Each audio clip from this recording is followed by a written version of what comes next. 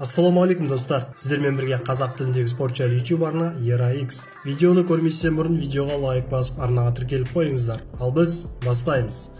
Көптен күткен айқас Хабиб Нурмагомедов Тони Фергюсонмен жұдырықтасатын болды. Ресейлік келісімшартқа қол қойды. Жеңіл салмақта UFC чемпионы Хабиб Нурмагомедов америкалық Тони Фергюсонмен жекпе-жек келісімшартына қол қойды. Ресейлік файтердің менеджері Али Абдель-Азиз Instagram желісінде Нурмагомедовтың қолы қойылған келісімшарт бөлігін жариялады. Ресми құжатта қарсыластың аты мен жекпе-жек уақыты көрсетілген. Шоу 18 сәуірге белгіленіпті. Чемпион Тони Фергюсонмен жекпе-жек келісімшартына қол қойды. Бұл адам өзін самауды ұзақ сұрады. Енді 18 сәуірде соған жетеді. Бүркіт Бруклинге тағы бір қонады. Бұл жанкүйерлер үшін деп жазыпты Хабибтің менеджері. Фергюсонге қарсы жекпе-жек жанкүйерлердің арманы. Келісімшартқа отырдық, өпірімдеп мақсатымызға жақындап келеміз. Бұл жекпе-жек үздік болуға мүмкіндік. Бұған дейін UFC-де қатарынан 12 мәрте жеңіске жеткен. Қос мықты кездесіп көрген емес. Бұл барлық жанкүйер армандаған жекпе-жек деуге әбден лайық, дейді Абдулманап Нурмагомедов. Ник Диас пен Хорхе Масвидаль наурыз айында жекпе-жек өткізуді жоспарлап отыр.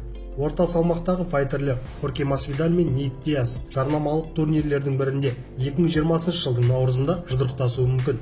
Масвидаль мен Диас арасындағы кездесу осы жылдың көктемінде Лас-Вегастағы UFC 235 алаңында өту керек еді. Алайда жекпе-жек жарияланғаннан кейін көп ұзамай UFC президенті Дана Уайт Ник Диас оған дайындалмай жүргеніне байланысты қос спортшының арасындағы кездесу кейінге шегерілетінін айтқан болатын. Масвидаль осы айдың басында өткен соңғы жекпе-жегінде Никтің ағасы Нейт Диасты жеңген болатын. Шегінуді білмейтін ағайындылар көктемде керемет жекпе-жек көрсетері сөзсіз десек те болады. Соққысы жүк көлігі қаққанға тең Масвидаль бұның алдында Канелоны бокс ережесі бойынша жекпе-жекке шақырып, қолын сындырса да әлемді дүр сілкіндіріп жеңетінін айтқан болатын. Ал оған Альварес ММА-ге қатысым жоқ, және Масвидаль де боксқа ешқалай жұғыспайды. ММА файтерлері рингке тек ақша үшін шығады, басқа себеп жоқ дейді.